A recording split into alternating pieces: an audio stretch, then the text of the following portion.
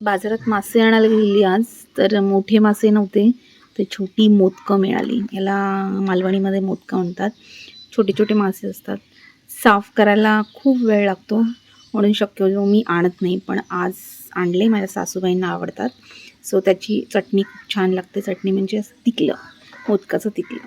साफ करायला खूप वेळ जातो, जवळजवळ अर्धा तास गेला, कारण त्याचं डोकं व्यवस्थित साफ करून आतला पोटातला भाग साफ करायला लागतो आणि शेपटी काढून त्याचे खवले काढायला लागतात असे.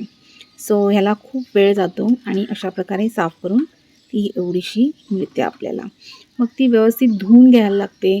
एक एक मासा हातात घेऊन पोटातला भाग साफ करून घ्यायला लागतो, तर त्याला खूप वेळ जातो. म्हणून शक्यतो हे मासे बनवताना खूप वेळ लागतो बनवायला आणि पेशन्स पाहिजे असतात.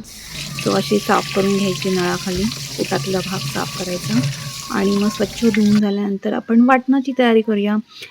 तिखला करतो आहे, तर मग बेडगी मिरची, धने, बडीशेप आणि तिरफळं. हे काळं दिसे मिरी नाही आहे, ती तिरफळ आहे, तिरफळाची बी आहे आतली. सो हे भिजत घालून ठेवायचं एक 15-20 मिनटं आणि लसूण घालायची त्यात 7-8 पाकळ्या. आणि असं भिजत घालून 15 मिनटानंतर आपण त्याचं वाटण करून घ्यायचं. हळद घालायची. हे फक्त मिरचीचं वाटण करून घेतलं आहे. कांदा पण घालायचा त्यात, अर्धा कांदा घालायचा चवीपुरता. आणि मग ते तेलामध्ये फोडणीला थोडी कोथिंबीर, अर्धा उरलेला कांदा घालायचा आणि मग ते मिरचीचं वाटण घालून घ्यायचं आणि मस्तपैकी असं तेलावर परतायचं. मग मोदकं घालायची साफ केलेली आणि थोडंसं परतून घ्यायचं. त्यात पाणी जास्त नाही वापरणार आहे मी, कारण ते तिखलं थोडं जाड असतं.